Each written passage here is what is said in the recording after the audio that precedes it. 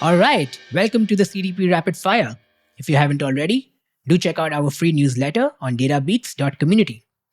So joining us today are 5 really amazing, really bold people who are deep in the CDP waters, as many of you might already know. So please join me in welcoming them. We've got the CEO of Census, Boris Jabes. Hey, it's thanks for having me. The CEO of mParticle, MK. Hello. Good seeing you guys. The founder of the CDP Institute and the man who coined the term customer data platform, Mr. David Raab. Hi, folks. We have a pro RevOps practitioner, Jacques. Hey, everyone. Glad to be here.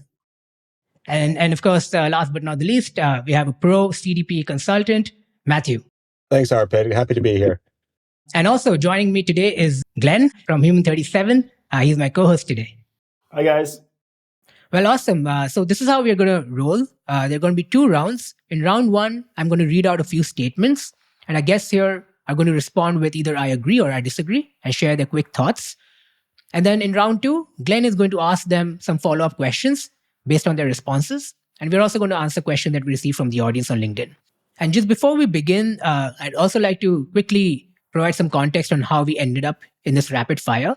So Glenn and I have been thinking about collaborating for a long time. He implements CDPs for companies in Europe, and I'm building a community, so I talk to a lot of people. And we found one thing in common, everybody in the CDP space was confused. People building CDPs, people selling CDPs, those who are buying CDPs, even people who are using CDPs or, implementing CDPs, everyone was confused. And a lot of people were genuinely frustrated. And we just wanted to change that. We also think that this battle between composable and packaged CDPs is fruitless. It's not really helping anybody. It's not really adding any value. So we just wanted to get, people together who want to basically, discuss more important problems, who want to just get together to talk about more pressing problems that our industry faces. So that's the goal. And that's how we landed up here in this CDP Rapid Fire. And before we get into it, I just want to quickly give our guests the opportunity to share some opening statements. So Boris, do you want to go? Sure. Thanks for having me. So I'm Boris Jabes, the CEO at Census. Company we started about 4 or 5 years ago. And we just wanted to help companies, get on the same page about everything they knew about their users, their company, their widgets, their customers. And we've been working with data teams to get their information out into the hands of sales and marketing and support and finance and product from their data stack, from their data warehouse, et cetera. So that's what we've been doing for the last few years. And now we find ourselves in this wonderful conversation around customer data platforms. Thanks, Boris. Michael, do you want to go? Yes, thanks for having me. Michael Katz, one of the co-founders as well as the CEO of mParticle. I feel like I've been dragged into this conversation a bunch recently, so thanks Arpit and Glenn and everybody here. We've been doing it for about 10 years. I think we are one of the companies widely credited with creating the space, maybe not the term CDP, but the actual technology. And it's been a fun evolution to see things kind of come together. Yep, absolutely. Thanks, Michael. David, do you want to go? So sure, and yes, absolutely. mParticle is a pioneer in the space, Michael. No question about that. We're old. We're old. We're old. Well, we don't discuss age. That's Veterans. Around here. Veterans, more like Veterans, experienced, and there's a lot of experience involved here. And I think Arpit, it's not a fruitless discussion. It's not a battle. It's all about making sure that companies get what they need and get the right solution. And there are different ways to solve these problems. So let's not make it hostile. Let's just try to understand what's the best for everyone, or how everybody can figure out what's best for them, really. That's precisely the goal here. Thanks, David. Jacques, do you want to go? Yeah, so I work in revenue operations, right? So what I'm really interested about is how do I enable sales, marketing, and customer success teams? That's the aim of the game. Technology is just a means to an end. Some bits of technology more suited to others, depending on the company. Just not to spill the beans all right away, but that's kind of my view. All right. Thanks, Jacques. And Matthew? Yeah, so also in the CDP business, more from a consultancy point of view, helping companies with procurement, assessments, and also with the implementation and trying to leverage or at least get more value out of CDPs. and constantly running into these discussions with customers and potential customers on what are the best paths to take. So definitely bringing some experience from in the field, and happy to continue this discussion here in this great group. Thanks, Matthew. Well, I think we are ready to roll. So we're going to start with round one. I'm going to read the statements one by one. I'm going to call out the names of our guests, and then they can just respond with I agree or I disagree, right? So here we go. Number one, a composable CDP is better suited for engineering-driven organizations. Boris? I agree. MK? Depends. Okay. David? I'll go with depends as well. That's an option. All right. Jacques? Depends as well. Okay. Matthew, people are not taking strong opinions, sharing strong opinions. Depends, but leaning towards I agree. Okay. Number two, if an organization is starting from scratch, it's faster to implement a packaged CDP. Boris? It depends on what from scratch means. If they don't have anything in place, they don't have any of the components in place, and they just have to decide either build a composable CDP or buy a packaged CDP.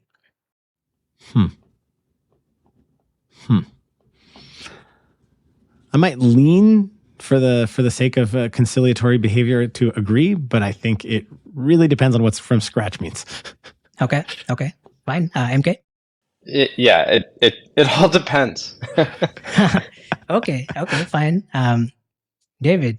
I actually would lean towards packaged here fairly clearly, but you got a bunch of consultants in the room. They're all going to say everything depends. That's what consultants do. Jacques? I would lean towards packaged as a better solution in that term. Okay. Matthew? Sorry, David, I'll have to prove you right. I'll have to prove you right. It depends. There's just too many options still out there. What is the company trying to achieve in terms of goals, and what are the first phases of their implementation? That's more than yes or no. So. Okay, so the next statement is the pricing structure of packaged CDPs must be simplified. Boris? Ooh. I'll admit I don't think I know the ins and outs of every single packaged CDP's pricing complexity, but I would definitely say that people are unhappy with the pricing of it. Okay. MK? Yeah, I don't know if simple is the single most important defining characteristic of pricing. We're going to be making a pretty cool announcement over the course of the next month or so. I think we've solved a lot of the problems that people have with respect to the historic approach that CDPs have taken to pricing. So stay tuned. Okay, awesome. David, the pricing structure of packaged CDPs must be simplified. What do you think? I don't think I've ever heard anyone complain about the complexity of the pricing structure. So I'll go with no. I don't think that's really a major issue in the industry. Okay, Jacques? I mean, I've bought a few CDPs in my time, and I've never had any issues with the pricing complexity. It's all been pretty explicitly clear. Matthew? I wholeheartedly agree. I think this area needs a lot more transparency to benefit the clients. Okay. Number 4, data governance and privacy compliance are a lot easier to manage using a packaged CDP since those components are fully, you don't have to buy separate components. So data governance and privacy compliance. Boris? Disagree. Privacy and compliance only work if you have the really complete picture. And I think I'll concede that having a ready to go thing is good, but you need to have the full picture. MK, what do you think? Yeah, completely agree. These capabilities need to be integrated from the point of data collection. So the system that provides an access point to the ecosystem of tools can also provide an appropriate choke point as well. There's really no other approach that, how do I put this, solves it as elegantly as the CDPs like mParticle that focus on the end-to-end movement. Okay. David, what do you think? I'll disagree because very few companies have all of the privacy relevant data in their CDP. So it just ain't that simple. I mean, if we're all there, then I'd be with Michael. But Jacques, what do you think? For me, it's more of a people problem than a technology problem. Whether you do it packaged or composable, you're going to have people set up the right systems and processes. So yeah, it's a people problem, not tech. Okay. Matthew, I know you have some opinions here.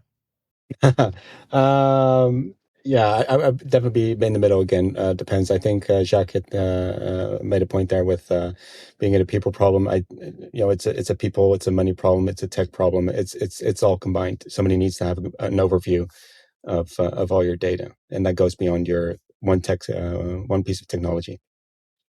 Okay. Next statement: organizations can assemble a composable CDP using components offered by packaged CDPs. So you could have a composable CDP where you have one component being powered by, say, mParticle, and then you have other components, right? And you basically assemble your packaged CDP. So you could have like CDI being powered by mParticle, or ID resolution being powered by Segment, whatever.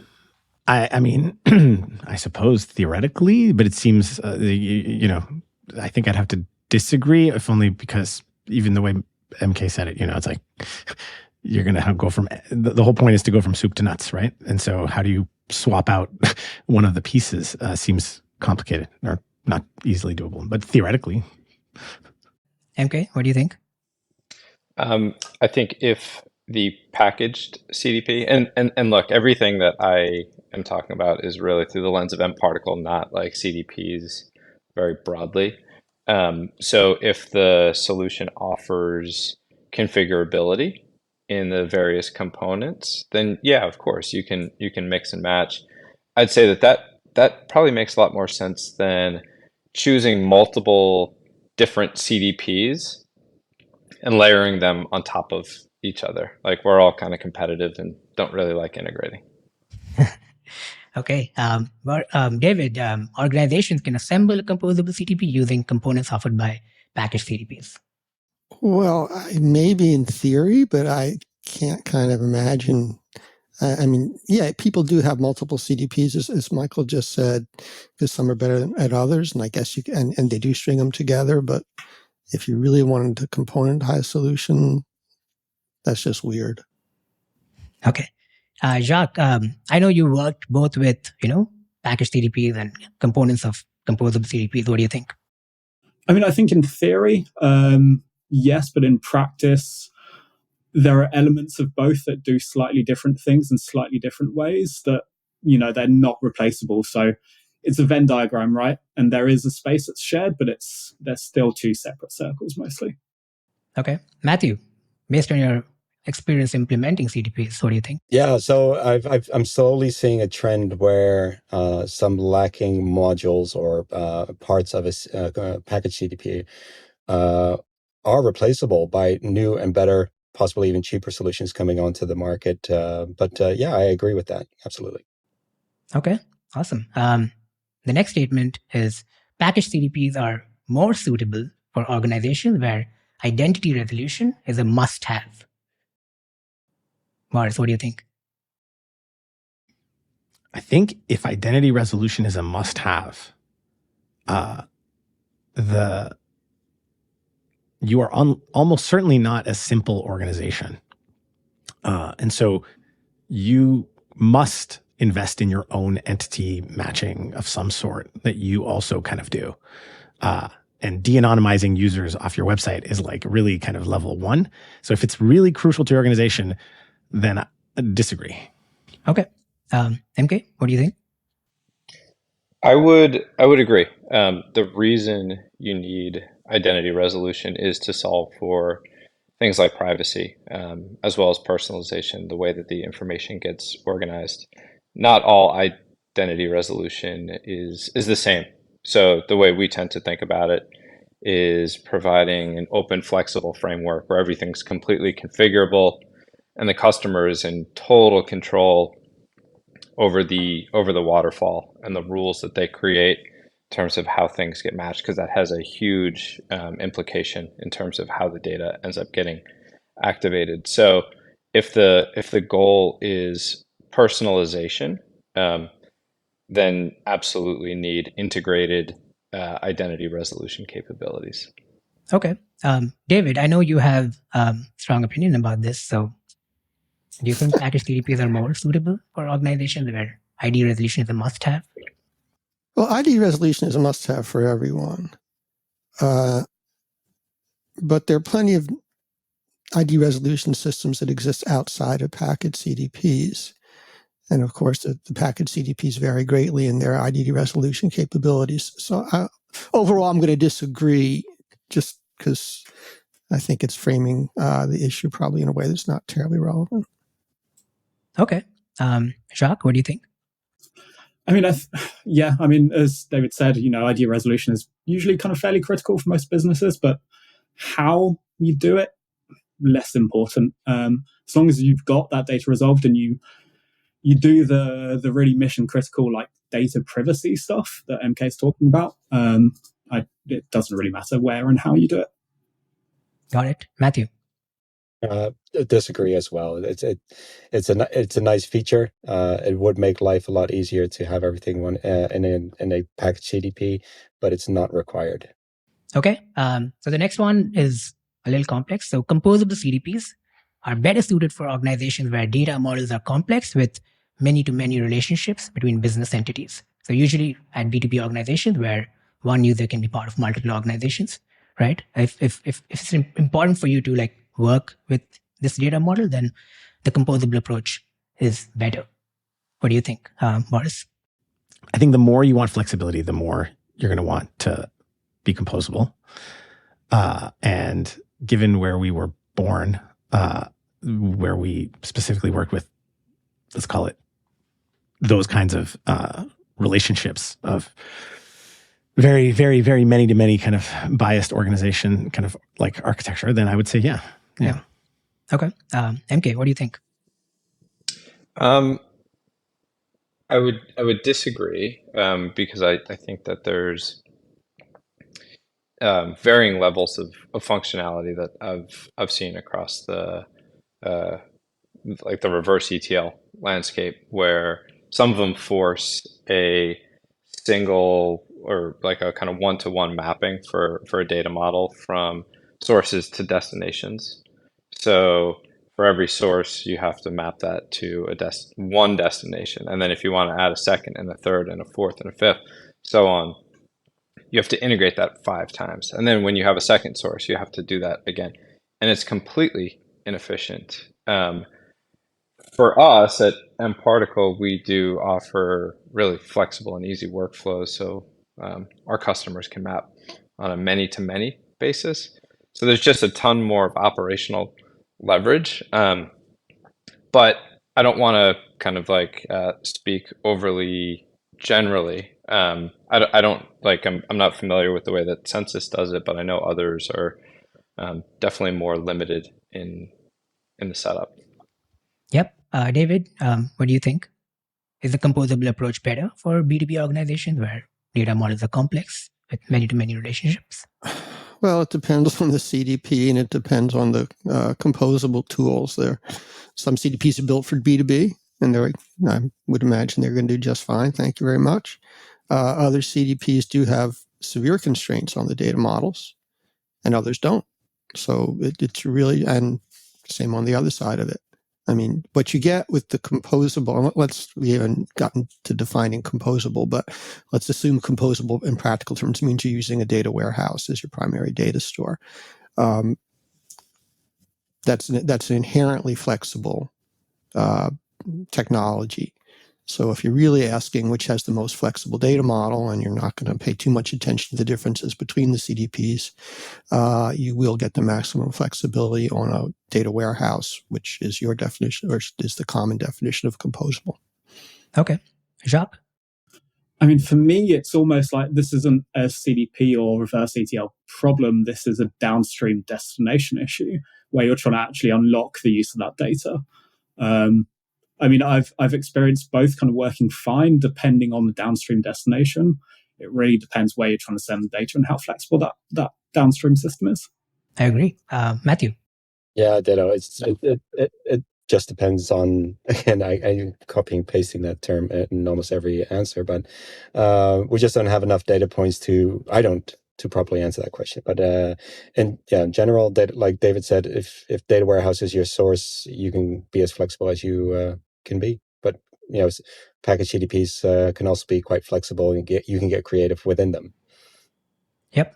Okay. So the last statement, behavioral data, which is a key element of a CDP, is much easier to collect using the components offered by a packaged CDP. Boris? I think it's much easier to aggregate and collect from everywhere. So if it's just coming from your website, I will give it to MK. I think it is 100% probably easier to do from a packaged CDP. But if it's multi-sourced... And by behavioral data, we're referring to first-party behavioral data. So data that you're collecting from your own apps, your own apps, websites. Right. So the more that is spread out, right? To whether it's like you have 10 SKUs of your product, or you have also billing systems and all sorts of other first-party data, I think then I would disagree. But definitely, if the properties count is small, then I'll give it to the packaged CDP. Okay, MK. From a collection standpoint, absolutely agree. At least through the lens of mParticle, where we've built out, I think, something like 25 different native SDKs for data collection. When you look at the alternative, most of the time it's ETL going into your data warehouse, and you look at the connectors offered by someone like Fivetran, and they don't even accept identity for the vast majority of their connectors. So customer data is unique in that it has to map to an identity.